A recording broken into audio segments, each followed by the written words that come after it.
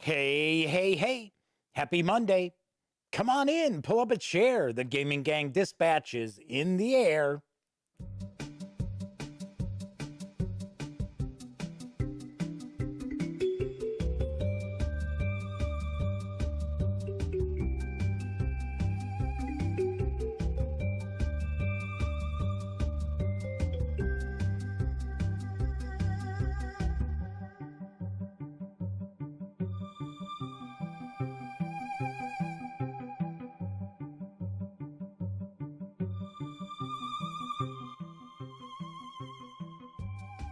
Howdy, howdy, howdy, gang, and happy holidays. Welcome once again to the Duct Tape Studios.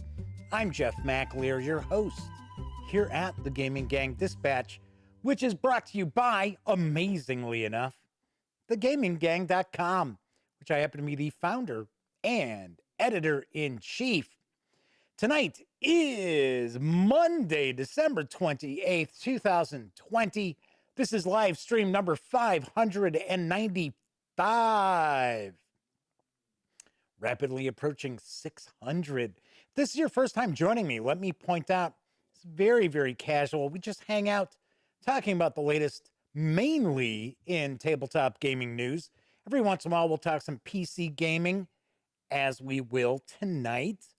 But all in all, it's mainly tabletop stuff around here. Tabletop stuff. Did I say table stop stuff? It's tabletop stuff around here. As you can see, like I said, nothing too serious around these here parts. But if you are somebody who hangs out and watches all the time, by all means, welcome back. Thank you very much for joining me once again. Do you want to mention, if you like this video, by all means, give it a quick thumbs up.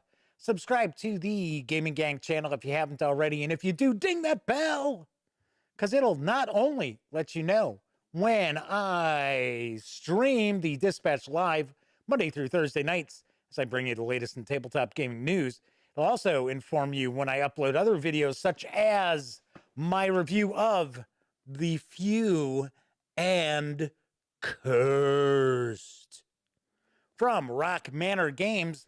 That review will be up later on tonight. Well. Also talk about some other reviews that are on the horizon. But also do want to mention, when you're not watching videos on the Gaming Gang channel, be sure to visit thegaminggang.com for all the latest in gaming news, reviews, and a whole lot more. Get your geek on at thegaminggang.com. Now, this is a live stream, so that means chat is available on YouTube. So it is something I pay attention to. So if you want to say howdy, or maybe you've got a question, a comment, by all means, chime in. It's not on screen. It's one of the ways that I keep some more unusual commenters at bay, but I do my best to pay attention to chat. And, of course, so far we've got a Gray Day is first out the gate tonight saying hello. The Madman is joining us, as well as Clint Gibson. And I think that is the trio we've got in chat so far tonight. Sweet. Cool deal. Got some things to talk about tonight. I will wait until after the news.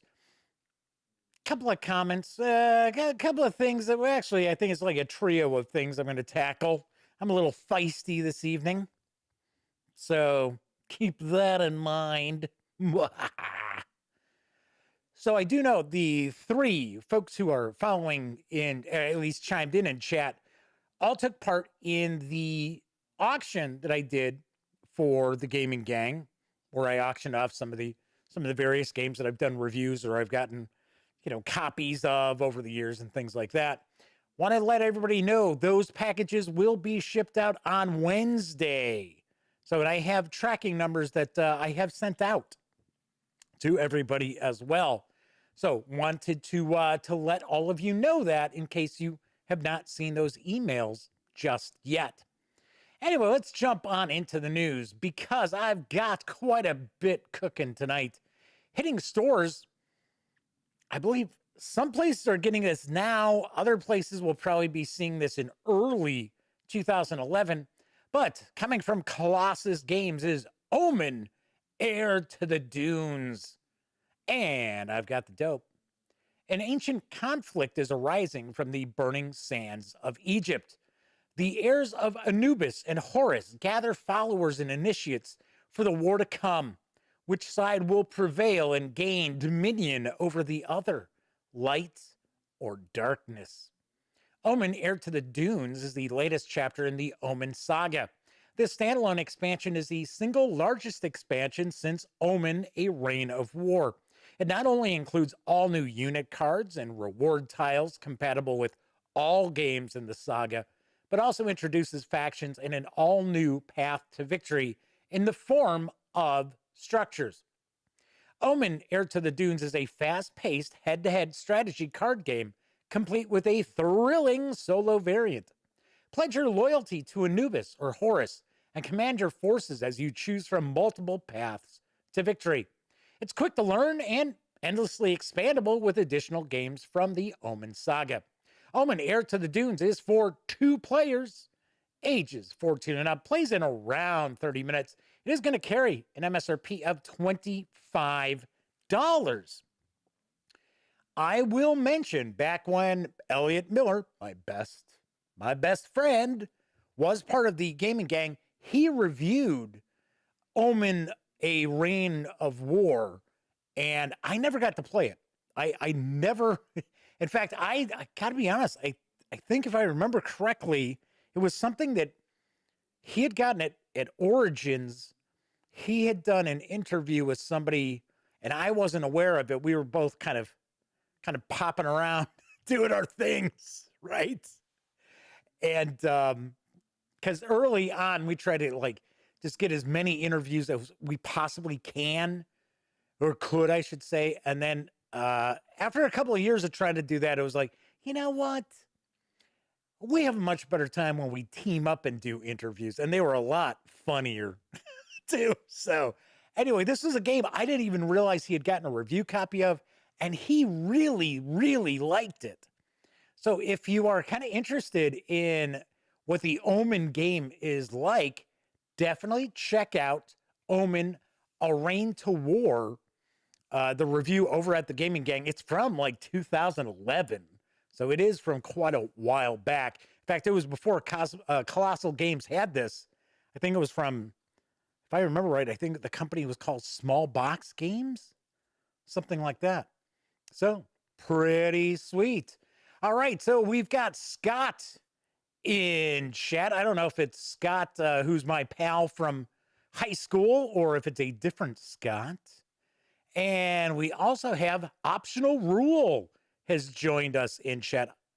I don't know if we've seen Optional Rule in chat with us before. So if this is your first time, welcome aboard. Kick back, relax. We're pretty welcoming around here. And of course, if you have popped into chat before and I'm just being an idiot, my apologies for that. Let's move on to our next news piece, because arriving in third quarter 2021 is Feed the Kraken. It's from Funtails. Here's the scoop. Feed the Kraken is a hidden role deduction game with 3 asymmetric factions. All players may be sitting in the same boat, but they want to navigate in different directions. I believe it's a ship, not a boat.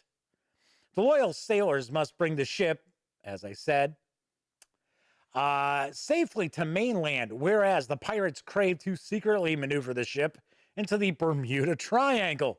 Meanwhile, a crazy cultist is busy convincing parts of the crew to help him, or her, summon their dark lord, the Kraken. Wouldn't it be more like the Cthulhu? From the depths of the sea to save them all. At the start of your journey, you'll receive a secret affiliation marker. You'll either be a loyal sailor, a sneaky pirate, or a fanatic cult leader. Only the outnumbered pirates know each other. Everybody else will have to try to find their teammates or convert them to their cult as they sail along. Rum-induced visions, cabin searches, inquisitions, and mermaids will help you find out more about the true loyalties of the other sailors. The goal of the game is to navigate the ship toward your final destination, which would be easy if only players weren't divided into 3 different factions. Each secret faction wants to reach a different area of the board. Every turn, the ship will sail in one of the 3 possible directions. But which one will it be? The current captain and their chosen lieutenant will study ancient sea maps and pass their often conflicting orders onto the chosen navigator, who has to make the final decision. Meanwhile, the rest of the crew is busy drinking rum, gambling, and telling each other tales of ancient sea monsters. Oh, like perhaps, I don't know, the Kraken? After each navigation, the lieutenant and navigator go off duty, and the captain has to find somebody sober enough to take their spot instead.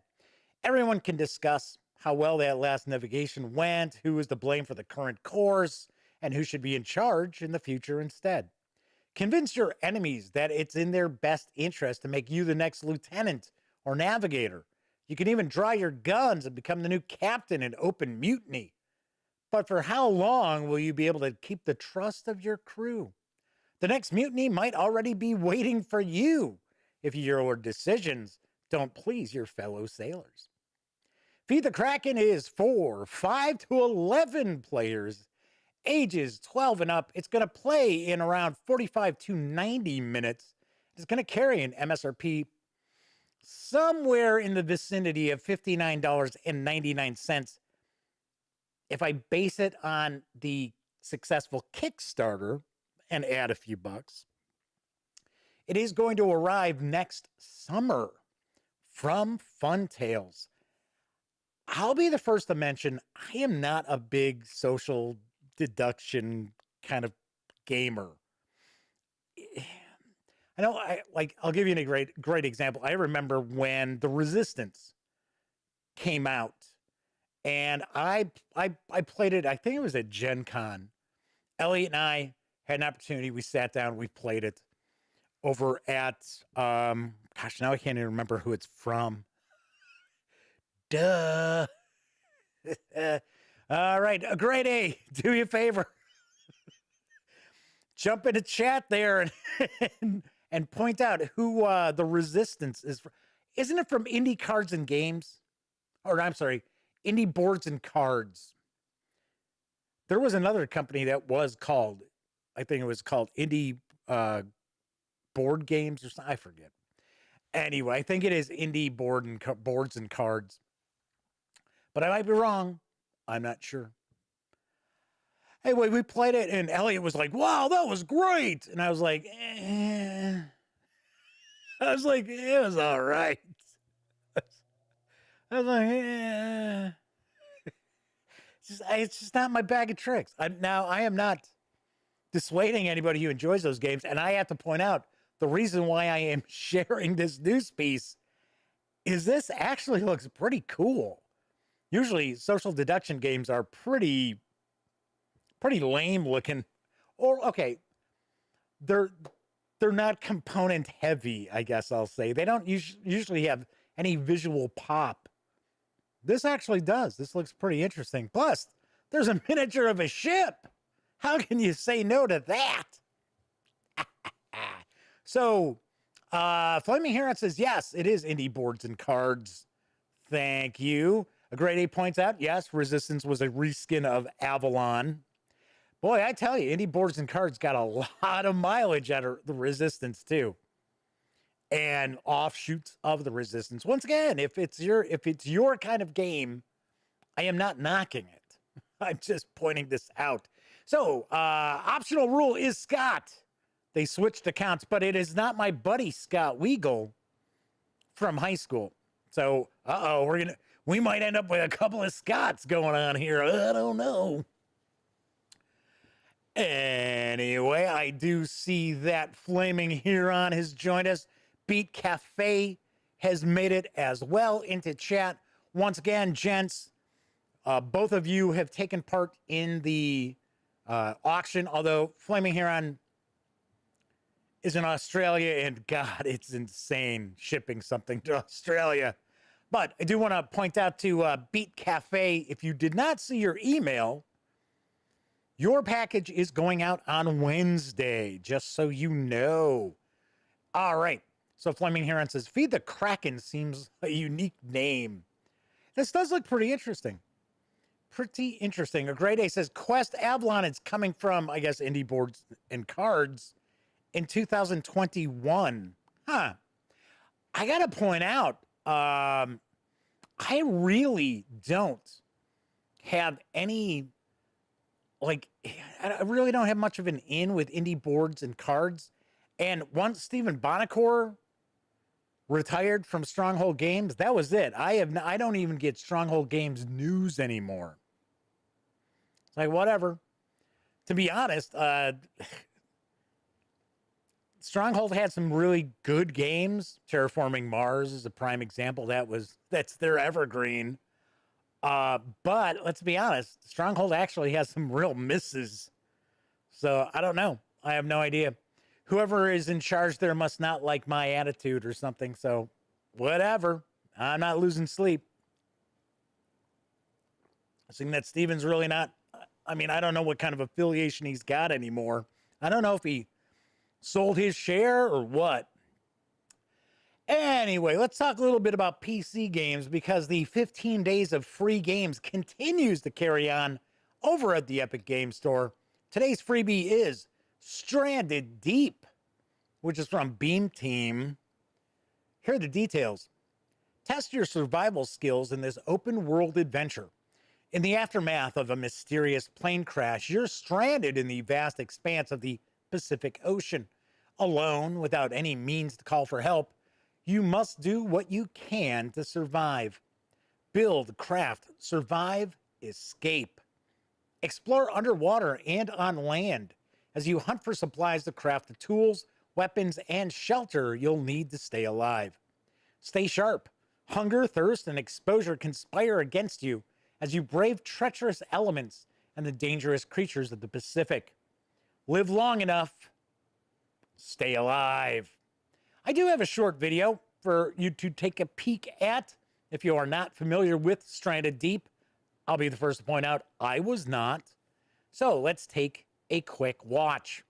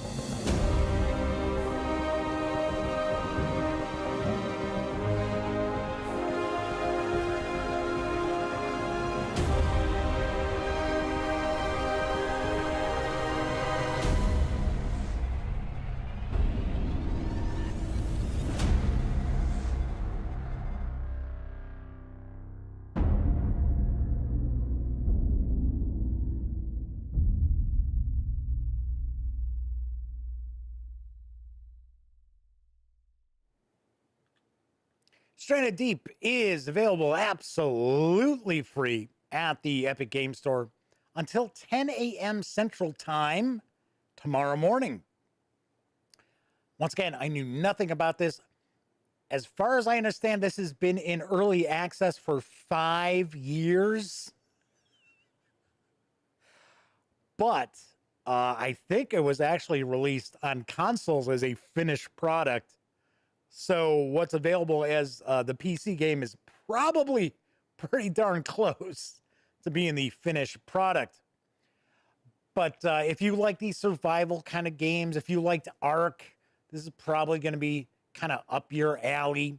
Although I got to be honest, I was not a fan of Ark because it doesn't have a story to it. It's just sort of, you know, just moseying around, doing whatever. It's just not my thing.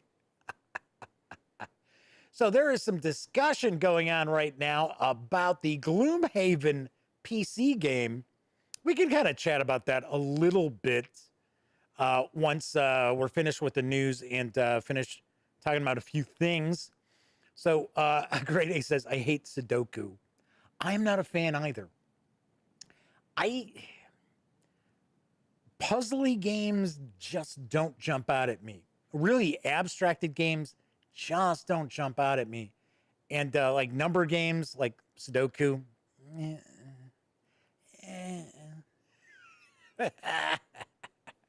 All right, let's start talking about some role-playing game news, because now available in PDF from Hunters Entertainment is the Altered Carbon role-playing game. Here's the skinny. The human mind is nothing more than digital code, digital human freight, saved and stored in a cortical stack.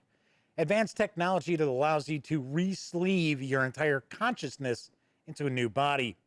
In the official Altered Carbon role-playing game based on the hit Netflix series, wear any body you can afford.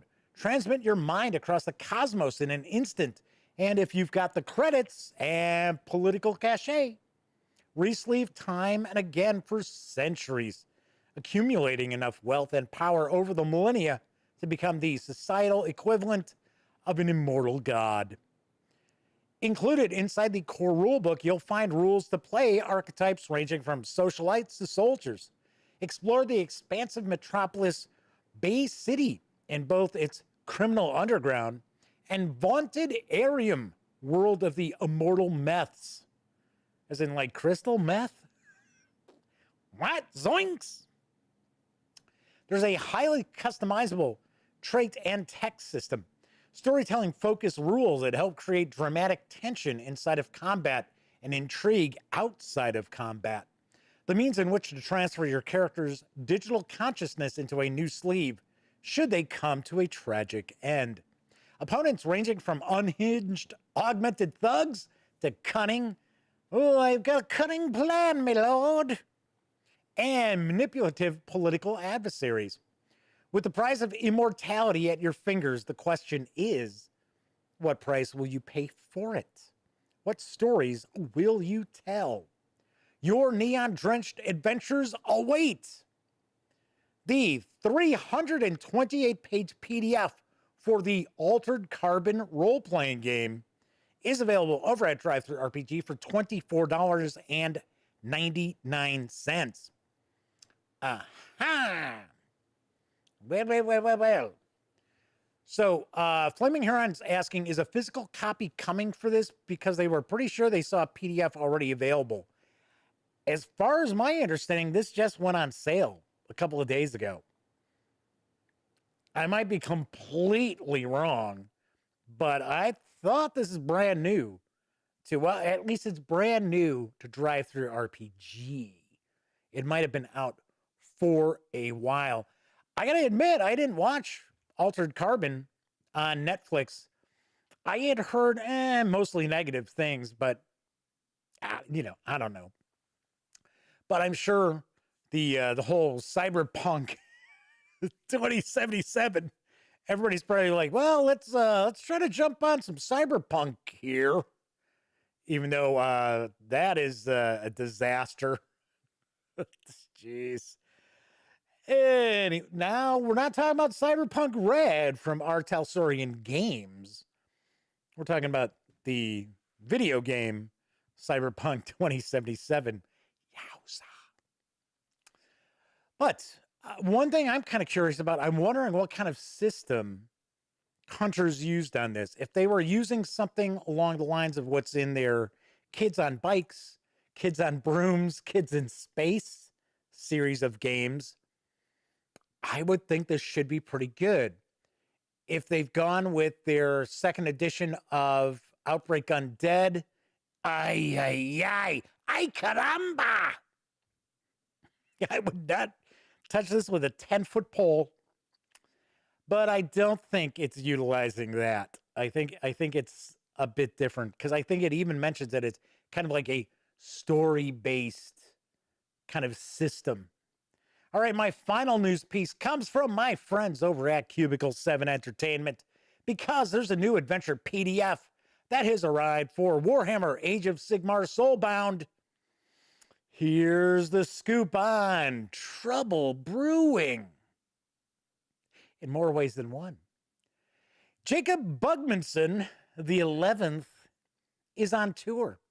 After a hard year for Brightspear, the Grand Conclave has decreed that something lighthearted is in order to close out the year, a celebration of hope and everything worth fighting for. Turns out the thing most worth fighting for is a cask of Bugman's XXX XXX. And you know it's good because it's 6 X's. Trouble Brewing draws on lighter, more festive themes than other soul-bound adventures, and it's perfect for the holiday season. It seems to introduce the characters to, I should say it serves to introduce the characters to, Jacob Bugmanson the 11th, the Brewmaster General of the Carodian Overlords and the descendant of the most prestigious clan of brewers any world has known, Joseph Bugman. The characters joined Bugmanson on a pub crawl to celebrate year's beginning, but along the way, a precious cask of Bugman's XXX XXX is stolen. The party must find the culprit and return the beer before its disappearance causes a diplomatic incident involving several very drunken Twarden. As well as the main adventure, Trouble Brewing also includes a brand new archetype, the Brewmaster. The Brewmaster is a master brewsmith. Okay. I would assume that. Of the Caradron Overlords, bringing liquid refreshment to the mortal realms. This new archetype includes its own ether rig, as well as a new talent and endeavor to ensure the Brewmaster fits perfectly into any soul-bound adventure. This 21-page PDF is available right now over at DriveThruRPG for $3.99. Of course, I am talking about DriveThruRPG and the Gaming Gang, thus the Dispatch, are affiliated with the One Bookshelf sites. So if you are going to swing over to, say, DriveThruRPG, please stop by thegaminggang.com first, click on one of our banner ads or tower ads. We have a tower ad running right now. And that way, if you do happen to make a purchase over at DriveThruRPG, I get a small portion of that sale. And all those little portions really do add up and help keep the Gaming Gang around. So, Flaming Heron says, Cyberpunk Red is great. I have not had an opportunity to see Red. I did review the Jumpstart kit, which I thought was really good. I thought it was really well done. So I thought that was very, very cool. Flaming Heron says, we never mention Outbreak. See, and the funny thing is, the first Outbreak Undead was decent. It wasn't fantastic, but it wasn't as bad as the second edition. And the thing that really turned people off on the first edition of Outbreak Undead, and I actually sat having a beer with the publisher from Hunters. I forget his name. He was actually the writer as well, who just hated the fact that people couldn't stand the graphics of the first edition. The artwork in the first edition, I mean, it would make people's eyes bleed because it was supposed to have been somebody's sketches and that, but they were awful. And then they just had some black and white photography of what looked like, you know, the insides of abandoned buildings and woods. And it was just not visually appealing. And he was very upset because that was the first thing everybody complained about was, oh, I can't stand the artwork in this. So they go with a second edition and revamped everything, and it's just a mess. It is a mess. And I kind of feel bad for them. But the thing is, because they make good games. Kids on Bikes is great. Now, I be the first to point out, I have not reviewed Kids in Space or Kids on Brooms, but I'm sure they're very, very similar. But yeah, boy, second edition Outbreak Undead. Ugh. All right, so that is it for the news tonight. Let's see, was there anything in chat that popped up? Yeah, okay, so as far as the physical book for Altered Carbon, takes me a minute because for some reason my brain doesn't want to say altered carbon. So it's like, oh yeah, altered carbon. Because I don't want to stumble over the altered part. Alternative carbon? You want some alternative carbon by any chance? I don't know. I have no idea. So Grade 8 points out, Jeff has removed his holiday decorations. Yes, I have. Because Christmas is over. I had Christmas decorations. Well, you know, it wasn't like tons of holiday decorations. Fleming Huron says, yeah, altered carbon just doesn't roll off the tongue. No, it does not. All right, so a few things I wanted to kind of talk about tonight, since we zipped through the news pretty quickly. Saw Wonder Woman on Christmas, and I'm not going to spoil anything for anybody. I was like, it's all right. I thought it was all right. I mean, there were like plot holes you could have driven a bus through. My brother hated it. He despised it. So I talked to him. I think he watched it the day after Christmas, and he called me up, and he just was like livid. And I was like, give me a break. I'm like, so what? Yeah, okay. So you really didn't like it. Big deal. And it was like, it's not like you paid to go to the theater to go see it. It was on HBO. That's how we watched it. So it's like, and that's something I just don't understand. I don't get it. Honestly, if an alien race ever comes to this planet looking to uplift the human race, and they look at Twitter and use Twitter as an example of the intelligence level of the human race, I won't be surprised if they just euthanize all of us to put us out of our misery. Because I swear it's almost to the point where I don't want to spend any time on Twitter. Just like I don't spend time on Facebook, really. It's getting to the point I don't really want to spend any time on Twitter either. Because people will see a movie or whatever, or something happens, and they're like all pissed off and all just, oh my gosh, I got to go online and I got to flame this thing. Why? Who cares? It's like, so what? You didn't like the movie? Move on. It's like, what the? But like I said, yeah, I was like, So Flaming Heron says, underwhelmed is all I will say. It says they only check Twitter to see my tweets. Yeah, okay, right. And then they log off. I'm sure. All right. Anyway, other thing I wanted to mention, and like I said, I'm a little feisty tonight. So I got an email from somebody who took part in the auction. And one of the things I had mentioned in the auction is when I do a game auction, that's one of the main ways that I keep the gaming gang around. Yeah, I don't do Kickstarters. I don't sit here with my hand out like, oh, hey, go to my Patreon, go to my Patreon, go to my Patreon.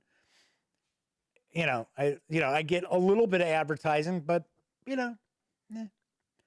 So I got an email from somebody who took part in the auction, and they said I should really approach the gaming gang like Game Geek Boy approaches his YouTube channel or his videos or whatever.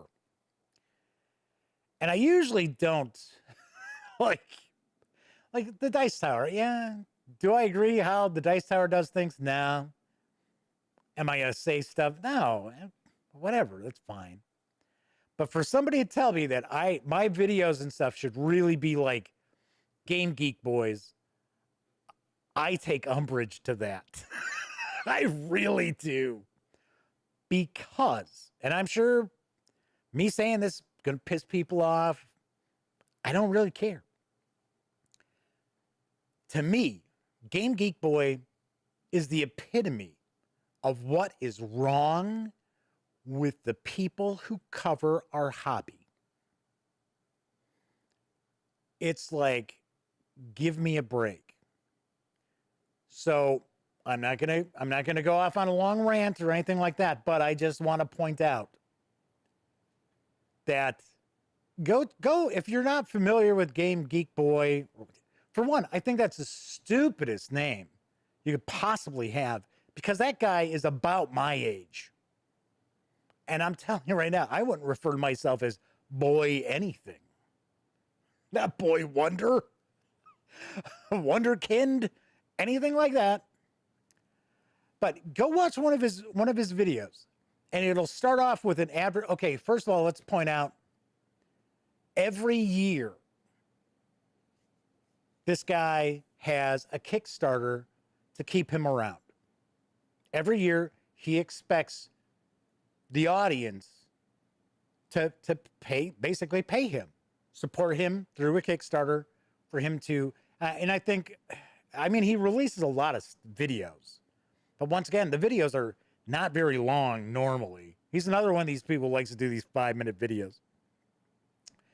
Not all his videos, but I think a lot of them are about 5 minutes. Because to be honest, I know very little about Game Geek Boy, but I have seen a couple of videos. So like I said, when somebody says I ought to approach it like he does, that, I got to be honest, that pissed me off. So, okay, so he does a Kickstarter, and then you watch his video, and let's say his review is for The Shores of Tripoli, which just arrived the other day, which is from Fort Circle Games. This is one of my upcoming reviews. So let's pretend that his review is for this, which I don't think you would ever review this, but the video is going to start off with an advertisement. And a lot of times it's an advertisement for a game, as far as I understand, and it has nothing to do with the game that he's actually reviewing. It's like, wow, you got a lot of nerve that'd be like, hey, The Shores of Tripoli from my review of The Shores of Tripoli from Fort Circle Games is brought to you by Cubicle 7 Entertainment's Warhammer 40K roleplay, Wrath and Glory. What? So he does his video, and then, because like I said, I saw 2 videos within maybe the last, I think, 3 months. So I highly doubt he's changed anything. So when he gets to his final review, which I wouldn't believe anything this guy would ever say as far as a review. He gets to his final review, like his final thoughts, and then says, yeah, my review score, final thoughts, or whatever, are brought to you by, and he does another ad for some other game. It's like, what? How much? I mean, that's not double dipping. That's like quadruple dipping. It's like, let me get the money from you guys for Kickstarter. I'm gonna get the money from Fort Circle because I know he doesn't do reviews for free. Then he's like, I'm getting money from maybe it's Miniature Mart or whatever, whoever it is, whatever online retailer is his sponsor. And then it's like, I'm getting money from Cubicle 7 Entertainment. Like I said, that is the big issue with people who are covering this hobby, because they see that and right away they're like, oh, I want to make money. I run across this on Twitter all the time, and I'm not, trust me, I don't overinflate the importance of the gaming gang by any stretch of the imagination. But I'll see people have 300 followers, and they're like, oh, I can't believe I'm not making money for my reviews and stuff. It's like, you got 300 followers, you got 50 subscribers. What do you want? What do you expect? It's crazy. It is crazy. All right. So Flaming Heron says, I have the same opinion when I say people comment on people. Videos saying they need to change their videos because someone else does something else and is successful. Yeah, I mean, that's just, once again, I don't know the guy. He could be super nice. I don't know. I'm just saying, I'm super old school. I just don't approach things like that. And when Elliot's on for episode 600, we'll actually kind of discuss how we missed the boat. We could have actually been one of these channels out there making loads of money. I pointed this out before. I had an offer. In fact, Elliot had told Tom Bassel that we would do it without ever asking me. But Tom wanted to bring us onto the Dice Tower to partner with the Dice Tower, and I was like, no. But yeah, we missed the boat. Oh well. So Flaming Heron says, yeah, you do you. So yeah, that happens with advertisements for products which aren't even related to or have anything to do with the product they're reviewing. Yeah, I know, that's weird. I would never consider that. Now, granted, sure, you watch the videos after the fact, and you'll normally see an ad before the video, see an ad after the video. Depending on how long the video is, you will see they like to call them mid-rolls, which I'll be the first to point out. If you say, for an example, watch this, you're not watching live, you watch this after the fact, and you watch it like later tonight, you might have multiple mid-roll advertisements in this video. I have no control over that. I don't have any control over the mid-rolls until it's done processing. So YouTube will throw advertisements in. Sometimes they throw like 4 of them in. I was like, no, like 2 at most. And you'll know right away when I'm at when you're at the end of the video and I'm like, oh yeah, subscribe or click up here, click down there, and you see nothing, you know that I am unable to get in there to change anything, because it's usually about 12 hours later. Sometimes it's like 14 hours later that I can actually go in and make changes. So Flaming Heron says, I've seen 4 in a 30-minute video. So go figure. And to be honest, that drives me nuts, because I'll check something out on YouTube, and I have seen videos where it was every 3 minutes they interrupt it with another ad, and I'm like, that's it, I'm done. Most I do is maybe every 15 minutes. And usually if it's an hour show, I'll do a mid-roll at about the 15-minute mark. I'll do a mid-roll around the 45-minute mark. I love a lot fewer commercials than you'd see on TV. So, all right, anyway. So something else I wanted to talk about is there are 3 episodes this week. So today, tomorrow, and Wednesday, I will be off on Thursday. Of course, I don't do shows on Friday. But I am going to do my 10 favorite board games from 2020, as well as my 10 favorite role-playing game products from 2020. Those videos will be up on the channel on New Year's Eve. So those will be up. Expect some interesting stuff. If you follow my reviews and that, nothing is going to come as a shocker. But they are not necessarily the best games of 2020, because I did not play everything that came out. Nowhere close to everything that came out. And it's just my favorites, right? So they're my favorite games. And one that might come as a surprise because it's a pretty recent review. In fact, the review just popped up, I want to say over the weekend. But Lost Ruins of Arnak from Czech Games Edition. Awesome. Love that. It is very, very cool. Very, very cool. Really have enjoyed that.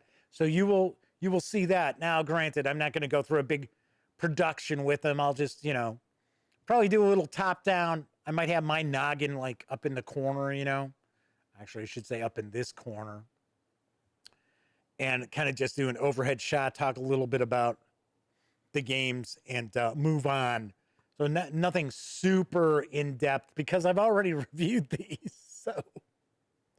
So look forward to that. All right, final thing I do want to mention is that I might look into doing some sort of funding for the coming year.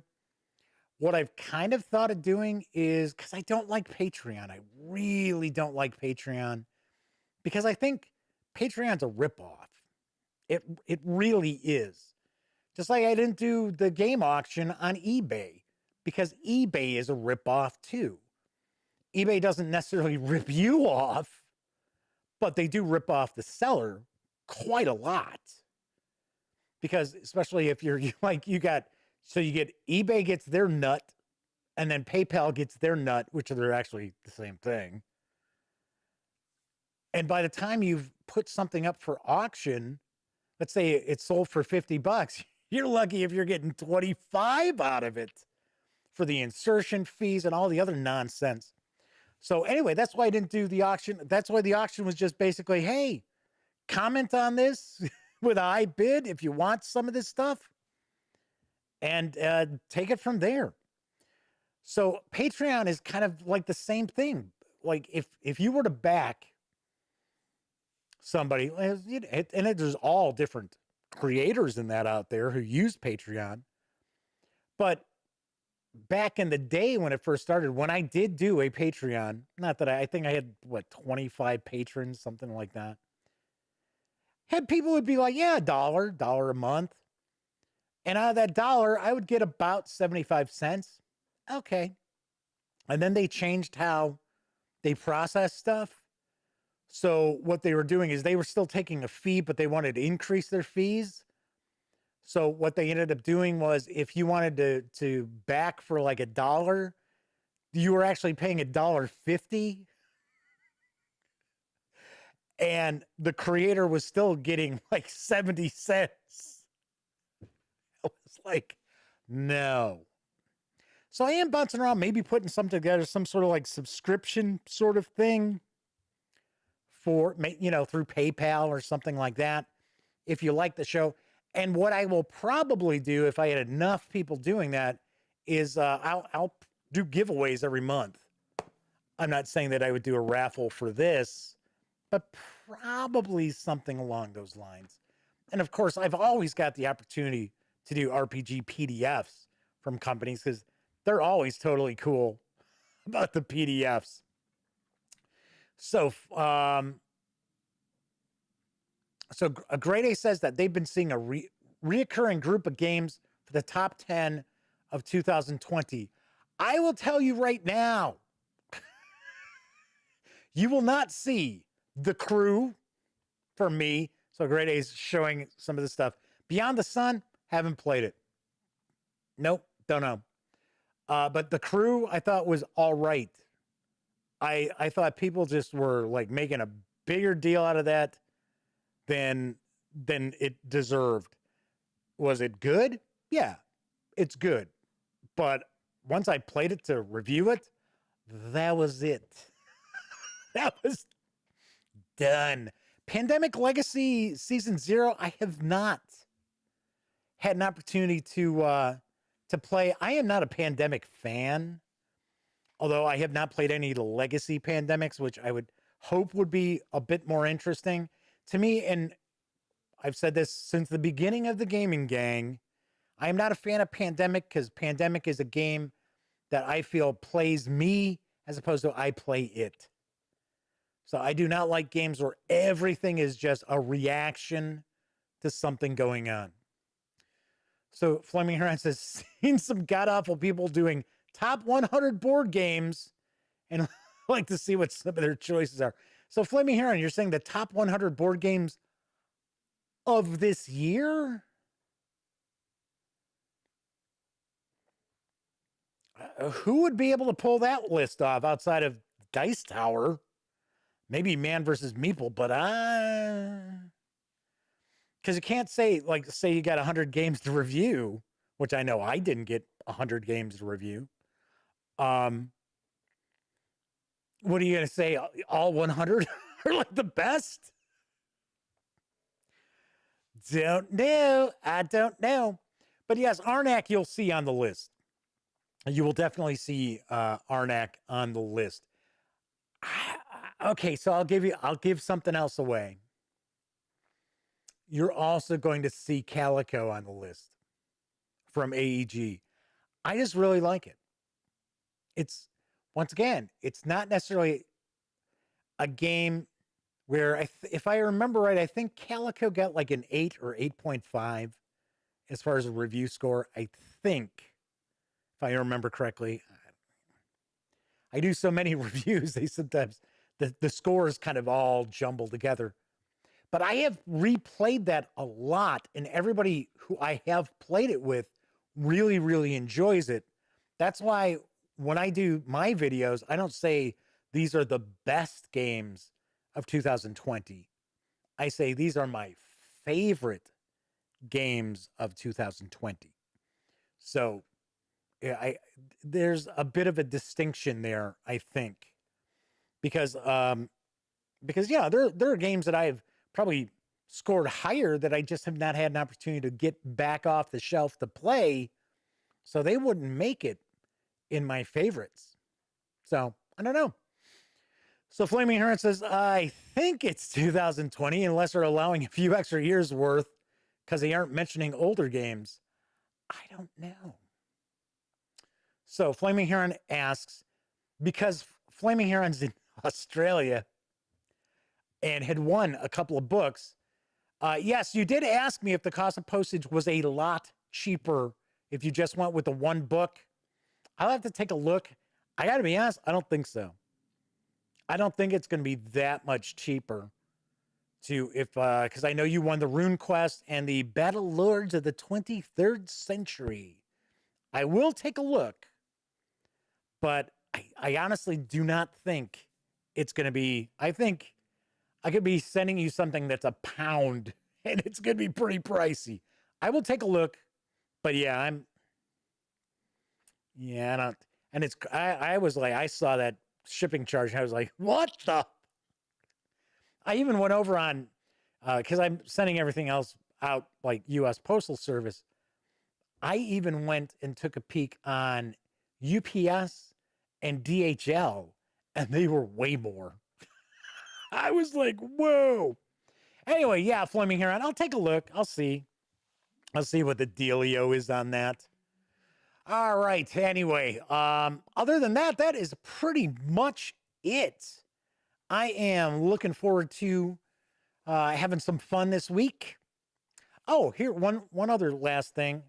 When the clock turns to 2021, I think I'm going to actually drop the dates off of the titles for the dispatch episodes. So I think from there on out, so for an example, this would be the Gaming Gang Dispatch number 595. So that would be the title. Because usually I put the date in there. I'll still have the date on the thumbnail. I'll still have the date, obviously enough, up in the corner. But I'm just going to drop it out of the title. Because I think sometimes people see the link to the show and they'll see the date and they're like, oh, it's like from a week ago. Why would I want to watch that? Anyway, a Great A says, what about Gloomhaven? Yeah, what about it? I mean, Aaron's like, I hijacked the chat. Yes, you did. Come on. It's not like I'm doing the news and you're like, oh, hey, Jeff. I know you're like trying to do a news piece, but what's going on with it? What's going on with that shipping, man? Anyway, Gloomhaven, the PC game, as opposed to Gloomhaven, the board game, coming from someone who has not played either one. In fact, I have yet to actually see Gloomhaven outside of the box. I have seen the box. I was about 10 feet away from a box. I've never actually even taken a look and see what it's all about. It's just, I've said it. I've said it before. I was like, how is this game the hottest thing and nobody owns it? It's like everybody's talking Gloomhaven and nobody can buy it anywhere. I know it came back, but so I had heard. Now I don't know. I think the Gloomhaven PC game might still be in early access. I'm sure you out there are going to know better than I do. But I had heard that the PC game was not very good. And that it was not a direct port of the board game to the PC, that it was very different than the actual board game. Now, once again, I don't know. I have no idea. I haven't played either one. But I was going to say, I had heard a lot of people saying that they really, really were disappointed with Gloomhaven. But once again, Agrady is pointing out, yes, it is still in early access and it is better. Yeah, and that's the case all the time. That's why I never really jump into early access games. And I know a lot of people like that. But for an example, we've got Baldur's Gate 3 is in early access. I know I can get a review code because they asked if I would be interested in reviewing it. I said, sure, I'll review it when it's done. I just, that is not the kind of game that I want to jump into and play early access, knowing that once the game is completed, it's like I'm starting from scratch and I already know all this stuff that already goes on. So I'd be like, eh. So Flaming Heron says, yes, that they think it's improved the Gloomhaven, but they really weren't a fan of how the game played initially. Just like a lot of people were big fans of Scythe, and it is not a game that I actually played the board game, but I did play the PC port, and I was like, I didn't care for it much. Now I don't know if how true to the actual board game it was. I had heard a lot of people say, yeah, that is the PC game is the board game. I was not impressed. And funny thing enough, and I have not actually reviewed anything from Stone Mirror Games in a long time, but I always liked their games. But I know Scythe was real popular, but I have heard from a lot of people that they don't really care for it. It's like, okay. I know it's not like a mech combat sort of game, like you get the impression it is. That it's more like economic Euro game than anything else. But I don't know. I have no idea.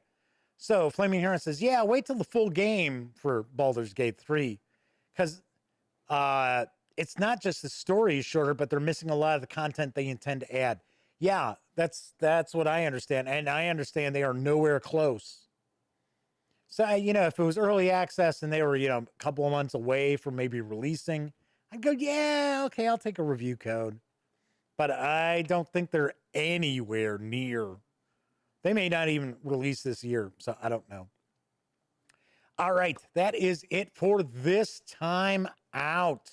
Once again, do want to point out that if you like this video, by all means, give it a quick thumbs up. Subscribe to the Gaming Gang channel if you haven't already, and if you subscribe, ding that bell, because it will not only let you know when the Gaming Gang Dispatch airs live right here on YouTube, Monday through Thursday nights, most Monday through Thursday nights when we don't have holidays, as I bring you the tabletop gaming news. It'll also let you know when I upload other videos, such as the review of The Few and Cursed, from Rock Manor Games, which will be up later tonight.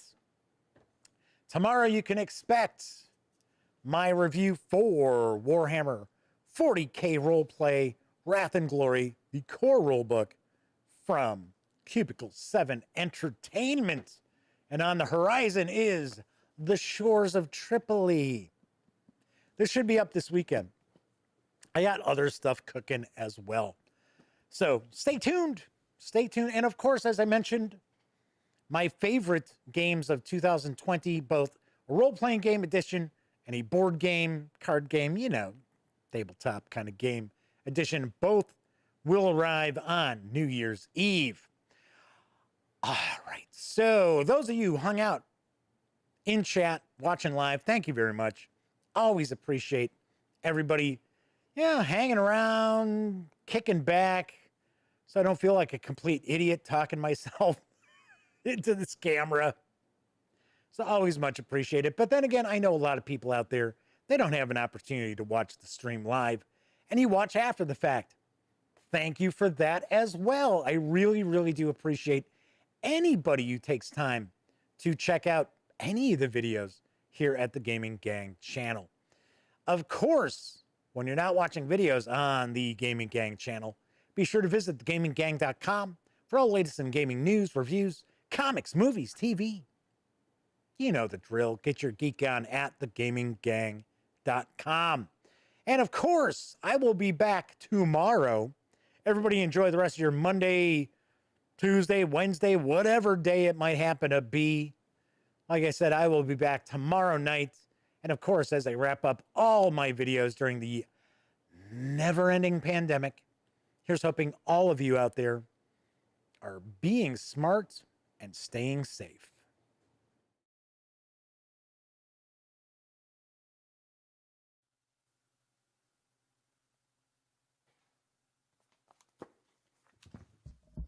Oh, you're still here. Well, if that's the case, if you'd like to subscribe to the Gaming Gang channel, by all means, click right here. And if you'd like to check out one of our recent live streams, click right up top. And if you want to roll the dice and see what the algorithm for YouTube recommends, click right here. And of course, thank you once again for watching. And gang, please stay safe and wear a mask.